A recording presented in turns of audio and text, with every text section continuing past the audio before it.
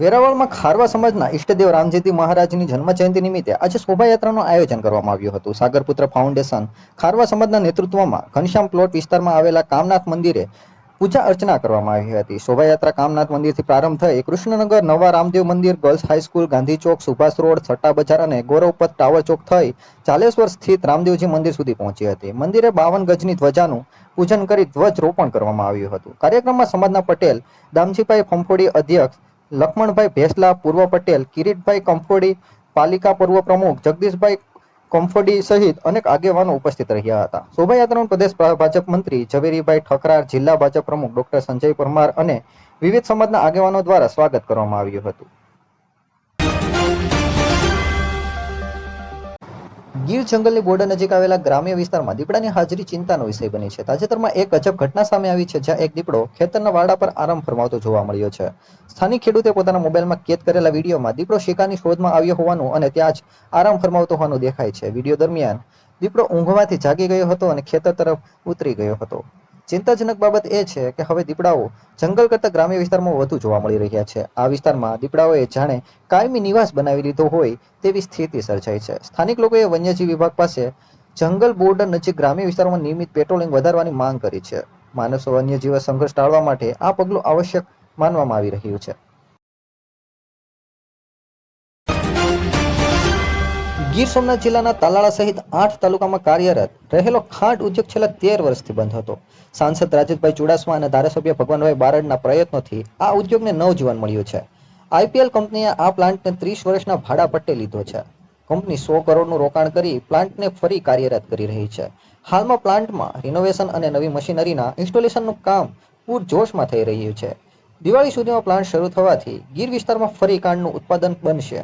આ પ્લાન્ટ શરૂ થવાથી ગીરના શેરડી ઉત્પાદકો ખેડૂતોને ઘર આંગણે જ પાક વેચવાનું પ્લેટફોર્મ મળશે. સાથે જ હજારો લોકોને રોજગારીની તક મળશે. તાજેતરમાં સાંસદ રાજેશભાઈ ચુડાસમા, ધારાસભ્ય ભગવાનભાઈ બારડ, સંસ્થાના ચેરમેન ભીમસિંહભાઈ બારમોટિયા, જિલ્લા ભાજપ પ્રમુખ ડોક્ટર સંજયભાઈ પરમાર સહિતના પ્રતિનિધિ મંડળે પ્લાન્ટની મુલાકાત લીધી હતી. આ દરમિયાન આઈપીએલ કંપનીના એચઆર અરવિંદ ચૌધરી અને પ્લાન્ટ સુપરવાઇઝર ઓડેદરાએ ચાલી રહેલી કામગીરીની માહિતી આપી હતી. દિવાળીથી શેરડીનું પિલાણ શરૂ થશે. ગીર વિસ્તારમાં ફરી રોનક જોવા મળશે.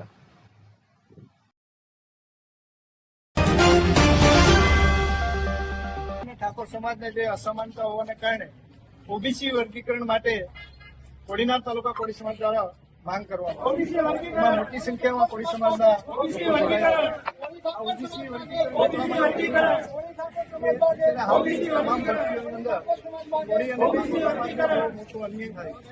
અને જે રોસ્ટર પદ્ધતિ આવી છે, રોસ્ટર પદ્ધતિમાં પણ ઓબીસીને અન્યાય થઈ છે અને ઓબીસીને અન્યાયને કારણે વધારે વધારે કોળી અને ઠાકોર સમાજ, ત્યારે કોળી સમાજની અને ઠાકોર સમાજની એક જ માંગ છે કે ઓબીસી વર્ગીકરણ ઝડપથી કરવામાં આવે.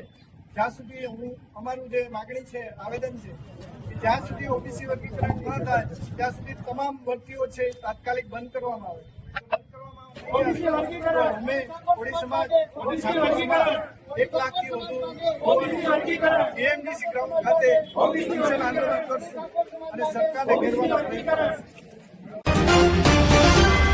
તાલાળા પોલીસે તાવાગીર ગામના સુકાવાડા વિસ્તારમાં આવેલા એક વાડીમાં દારૂની મહેફિલનો પર્દાફાશ કર્યો છે. પોલીસ કોન્સ્ટેબલ ગોવિંદભાઈ મારુને મળેલી બાતમીના આધારે પીઆઈ ચેન ગઢવીના માર્ગદર્શન હેઠળ દરોડા પાડવામાં આવ્યા હતા. પોલીસ સ્થળ પરથી પાઇપર વિસ્કીની 750 મિલીની 2 બોટલ, રોયલ ચેલેન્જની 180 મિલીની 3 બોટલ અને રોયલ સ્ટેગની અધૂરી બોટલમાં 150 મિલી દારૂ જપ્ત કર્યો છે. તમામ આરોપીઓ સામે પ્રોહિબિશન એક્ટની કલમ 66(1)(b), 65(a)(a), 86, 75(a) અને 81 હેઠળ ગુનો નોંધવામાં આવ્યો છે. તાલાળા પોલીસે દારૂ અને જુગારની બંદી નાબૂદી કરવા માટે કડક કાર્યવાહી કરી છે. આ કાર્યવાહીમાં તમામ આરોપીને જેલ હવાલે કરવામાં આવ્યા છે.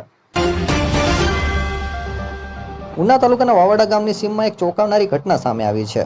વાડી વિસ્તારમાંથી એક દીપડાનો મૃતદેહ મળી આવ્યો છે. આ અંગે જાણ જસાદા વન વિભાગની કરવામાં આવી છે. આરએફઓએલબી ભરવાડના માર્ગદર્શન હેઠળ ફોરેસ્ટર વીરા ચાવડા અને તેમની ટીમ વેટરનરી તબીબ સાથે તાત્કાલિક ઘટના સ્થળે પહોંચી ગઈ હતી. વન વિભાગની ટીમે દીપડાના મૃતદેહનું પ્રાથમિક નિરીક્ષણ કર્યું હતું. દીપડાનું મૃતદેહનું કારણ જાણવા માટે તપાસ શરૂ કરવામાં આવી છે. વન વિભાગે મૃતદેહનો કબજો લઈ અને તેને જસાદર એનિમલ કેર સેન્ટર ખાતે ખસેડવામાં આવ્યો છે. દીપડાના મૃત્યુનું ચોક્કસ કારણ જાણવા માટે પોસ્ટમોર્ટમ કરવામાં આવશે. હાલ મૃત્યુના સંજોગો શંકાસ્પદ જણાતા વન વિભાગે વધુ તપાસ હાથ ધરી છે.